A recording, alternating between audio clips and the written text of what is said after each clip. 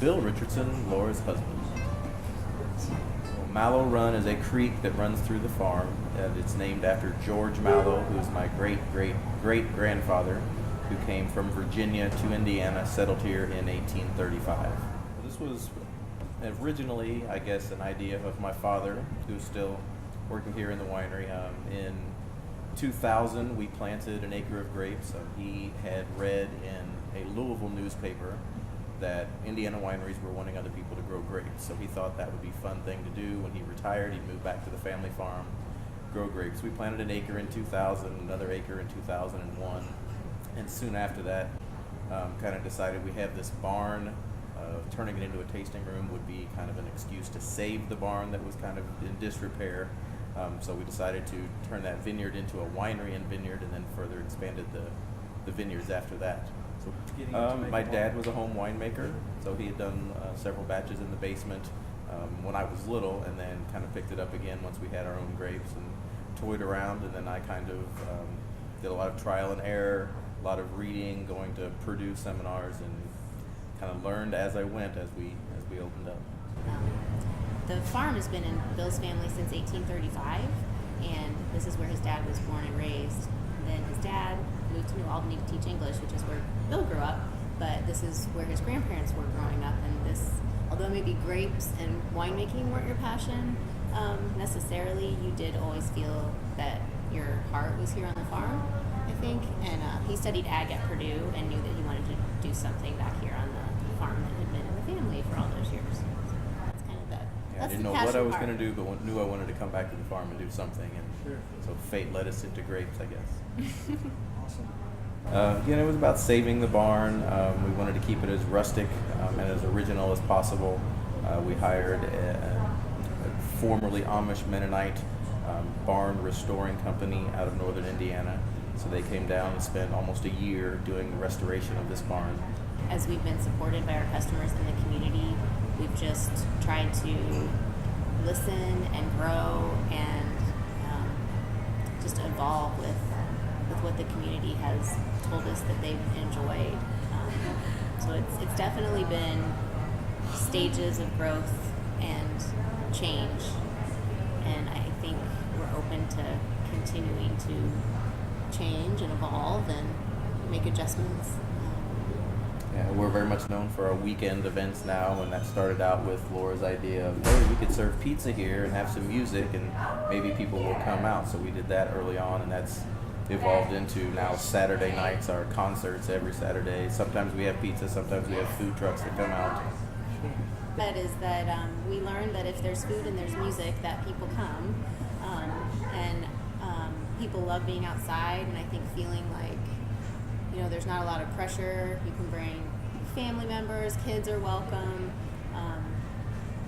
and so we kind of kept thinking, all right, what can we do with food and music that is welcoming for everyone and hopefully will appeal to lots of different kinds of people. So we do a picnic concert series that starts Memorial Day weekend and runs all the way through the end of September, and we have live music every Saturday evening. Many of those concerts are free admission. Several of them are ticketed. So that's kind of a typical weekend here. We do several festivals. We're doing for the first time, a red, white, and blueberry festival 4th of July weekend, where we will release our blueberry wine and have a nice fireworks display. We always do a anniversary hog roast weekend over Labor Day, which is the anniversary of when the winery opened. We opened Labor Day weekend. And probably we do a 5K, 5-mile run walk that attracts around 3,000 participants, and I think this is our 8th annual. And everybody gathers in the afternoon on the drive, and it's a country run walk, and then we finish with a nice post-race party. We always choose a different charity every year to support through that event. The winery has always made itself available to private events during closed hours. So generally, for most of the year, we're open 12 to 6 every day. And so by about 7 o'clock in the evening, the facility and grounds have been made available to guests for private events. And we've hosted all different kinds of private events over the years.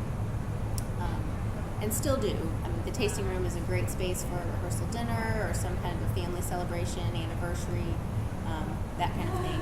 But we did find over time that, we weren't set up as an event venue, we're a winery, and so that's where the seed was planted for our, I guess, sister project. Don't know what to call it exactly, but we opened an event venue just next door. It's called the Sycamore at Mallow Run last summer, and that venue is almost exclusively built to host private, corporate, fundraiser, wedding type events.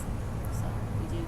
Yeah, we saw as we were in this space that we just had so much demand for those type of events, and we didn't have the space to do it, or we didn't have the time to do it. Weddings normally want to be on Saturday night, where we had our own concerts that were conflicting.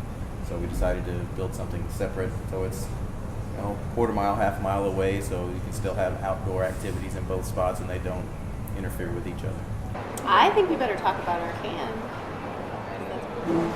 Was again something to commemorate the Indy 500. So it was called 100 because it was the 100th running of the race. Instead of going to 101 this year, we just decided to call it 500, and I think we'll stay that way through the future. But we try to emulate the logo, the colors, and a little bit of the design of the logo without actually infringing on pack that into their cooler, take it into the 500, or if they're going to qualifications. And it's just a fun way to enjoy the wine. So this is a Traminette wine, which is the signature grape of Indiana.